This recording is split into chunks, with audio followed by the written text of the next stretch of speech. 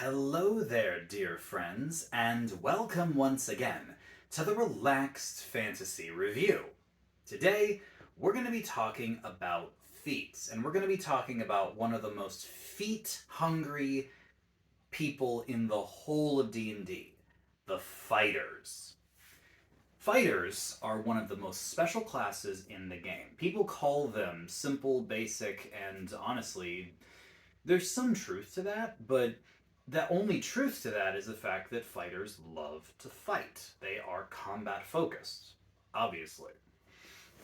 But the cool thing about fighters is that during their career, every character in D&D gets ability score increases, or feats, when they reach level 4, 8, 12, 16, and 19. These ability score increases can be used to bump your stats or to give you a feat, a powerful new ability that customizes and makes your character far more powerful. Fighters are unique in the fact that they get 2 additional spots where they can do this at level 6 and level 14. So throughout their career, they actually get 7 ability score increases or feats. What this means is that even if you're going to spend your ASI or feat to bump your stats, your strength, your dex, your constitution, whatever, up to its maximum, you're still going to have some room to grab a couple feats. Not all games use feats, they are technically an optional rule, but most of them do. And knowing which feats are the best on a fighter is going to be especially important since you're gonna have the option to take them. I've made a top 5 list of feats that all fighters should consider depending on what kind of fighter they are. But before we get into that list, I'd like to let you know something. Relax Fantasy Review has memberships. For just $1 a month, you can support me here on YouTube. There's a join button just below the video. You click that and you get a little badge next to your name in the comments, letting people know that you're a supporter, as well as earning my undying gratitude. Thank you so much for watching my content and enjoying my videos. It really means a lot to me. So, what kind of fighter are you? See, most fighters, most people, when they think of fighters, they think of them as, sword and shield or two-handed weapon, heavy armor wielding class. But it turns out fighters can do almost anything when it comes to combat. Strapping on leather armor, maxing out your dexterity, and grabbing a bow or a crossbow, that's a fighter too. And there's a lot of things that fighters can do really, really well. But the one thing they do really well is attack. Man, can they attack. They attack more than any other class in the game. So let's talk about how to make the most of those attacks. Starting off with the quintessential fighter feature, Great Weapon Master. This feat, when you take it, you gain 2 benefits whenever you're attacking with a massive two-handed weapon. Firstly, if you crit, or if you reduce an enemy to 0 hit points, you can immediately make a bonus action attack with the same weapon. So this just gives you more attacks. Great. But the real reason we're here is for their boost to damage. When you attack with this massive weapon, you can take a -5 penalty to your hit chance.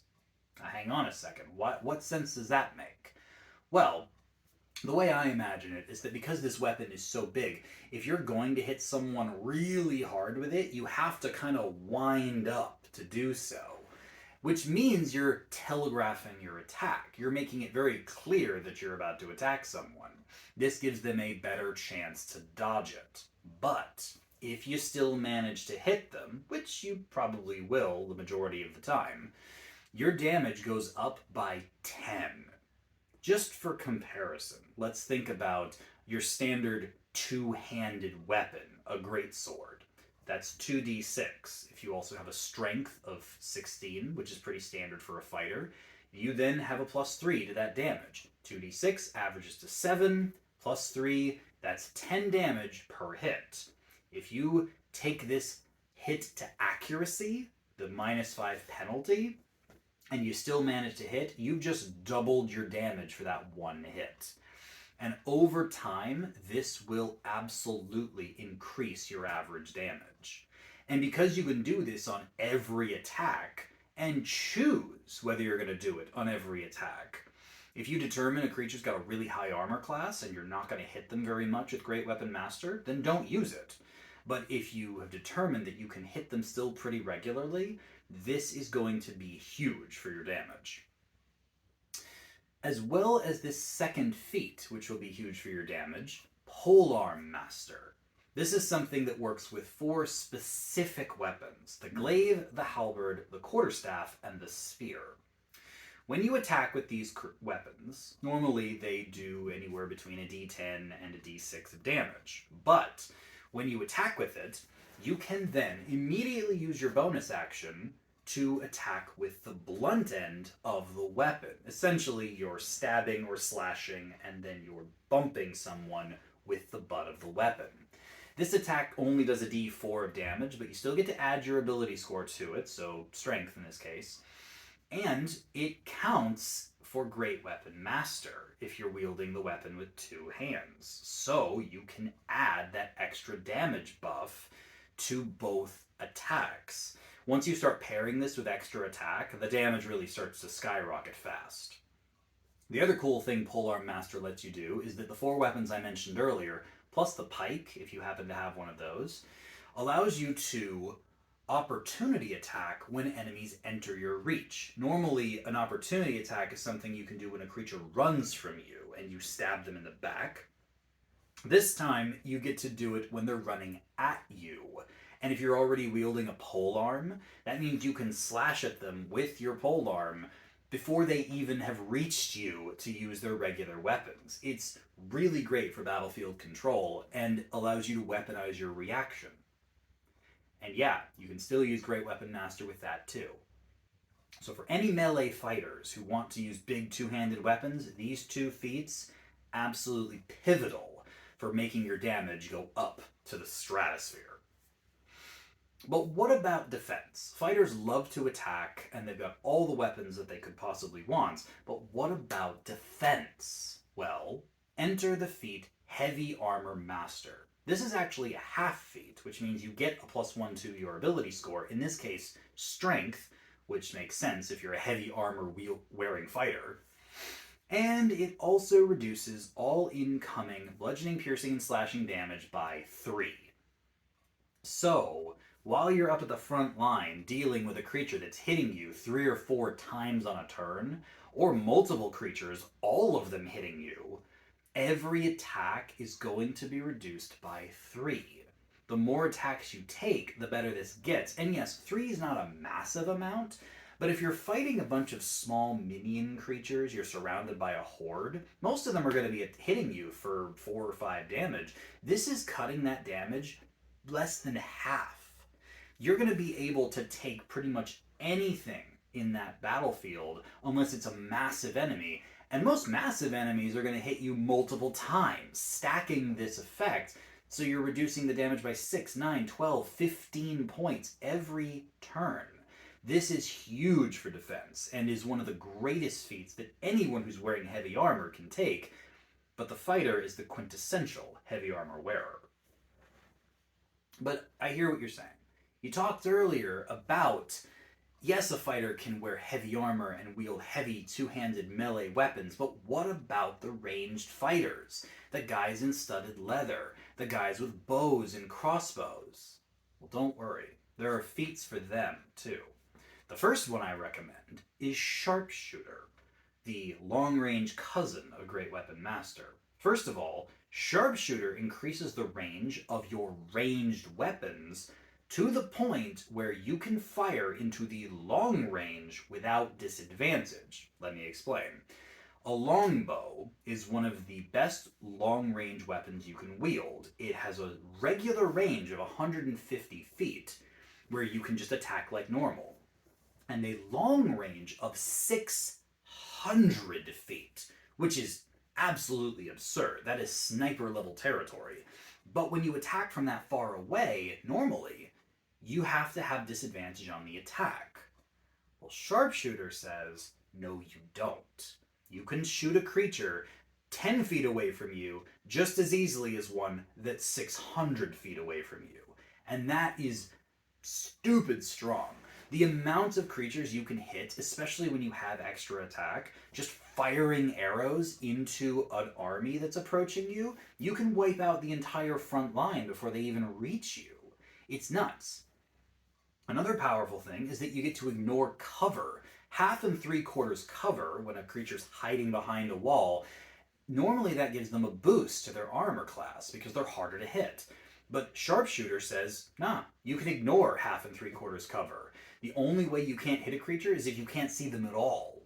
So yeah, all they gotta do is lean out just a little bit, which would normally be three quarters cover, plus 5 to their AC. Not for you, you just don't care.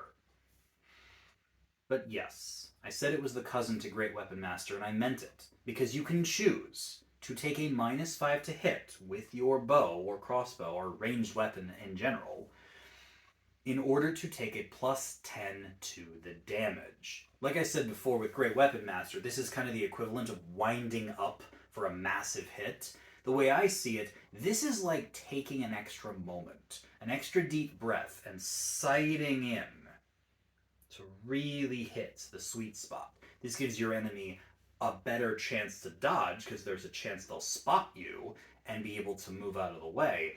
But if they don't, that extra damage is going to be critical because you're going to hit them right in the money spot. So, this means you can boost your damage over and over again. Pair this with the archery fighting style, letting you kind of offset that reduction to the hit chance, and you have a winner for sure.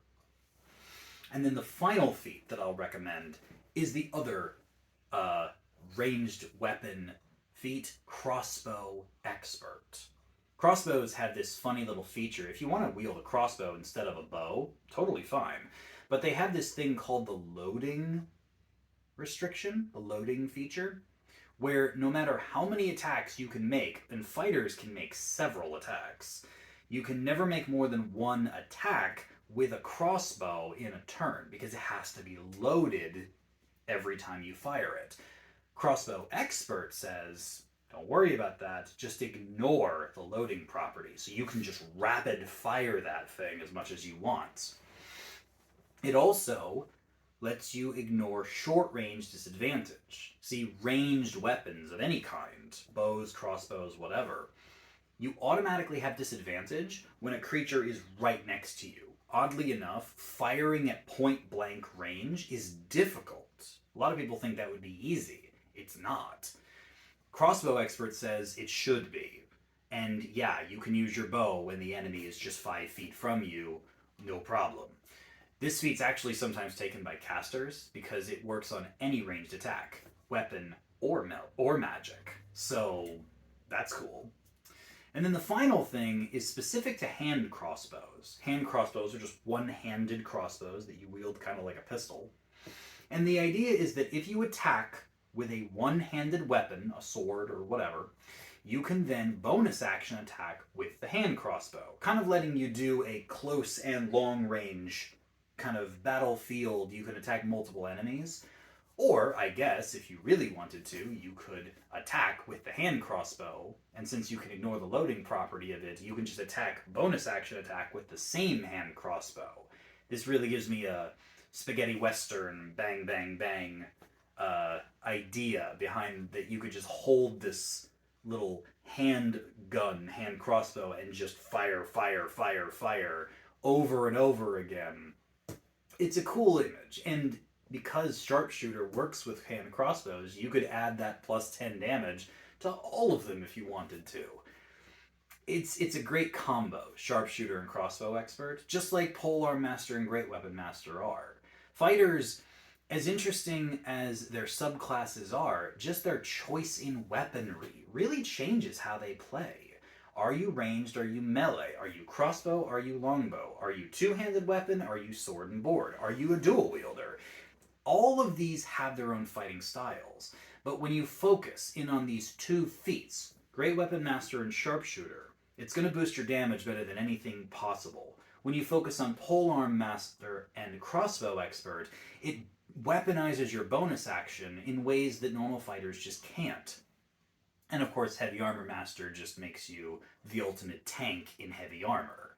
All of these feats are things that a fighter should consider based on their fighting style, and I highly recommend knowing them if you're going to play this definitely not basic class in D&D. This has been the Relaxed Fantasy Review. If you enjoyed the video, please like and subscribe down below. Have a look for the join button down there, and keep your eyes peeled for more feat reviews coming down the line soon. Have a good one, my friends.